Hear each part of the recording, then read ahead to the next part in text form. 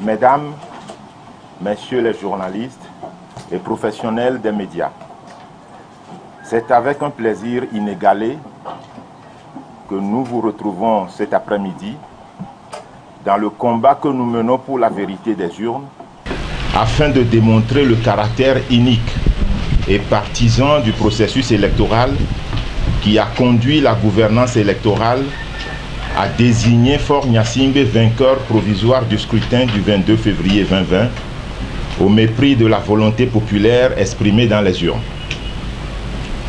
Nous tenons à rappeler que le jour de cette forfaiture, le dimanche 23 février 2020, tard dans la nuit, la CENI a convié les représentants de tous les candidats et a pris soigneusement soin d'ignorer de convier M. Gérard Djossou, celui du MPDD. Peut-être craignait-elle les réactions de ce dernier face au vol et la casse électorale du siècle qu'elle mijotait. Mesdames et messieurs, la CENI a commis un crime, un complot contre le peuple togolais, un complot contre la nation.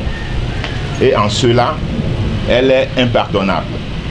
Car en se rendant complice de ceux qui veulent mourir au pouvoir, elle confisque ainsi l'avenir des millions de jeunes qui veulent s'émanciper et définir leur trajectoire de vie.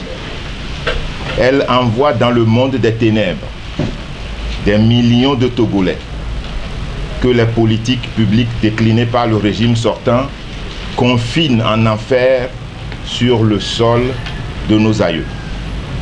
Il est démontré que dans la panoplie d'outils de fraude utilisés pour parvenir à des faux résultats de 72,36%, on observe le vote multiple, le bourrage d'urnes, de faux en écriture publique, des voies de fait exercées sur les délégués des candidats de l'opposition et leur expulsion des bureaux de vote, le recours immodéré aux moyens de l'État, les intimidations, sans oublier la débauche financière et matérielle qui ont marqué la campagne de Faure Gnassingbé.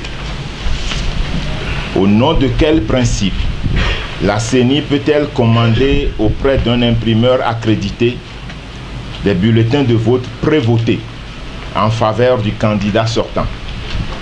Les images circulent sur le net et nous ne vous ferons pas offense de vouloir vous les présenter. L'imprimeur mérite d'être poursuivi comme acteur de perversion des résultats électoraux sur territoire étranger. Les détournements des électeurs inscrits au profit du candidat sortant sont légion, sans oublier des attributions de 0 suffrage aux candidats de l'opposition dans plusieurs CRV, une banalité, sans oublier des PV vierges pour l'opposition.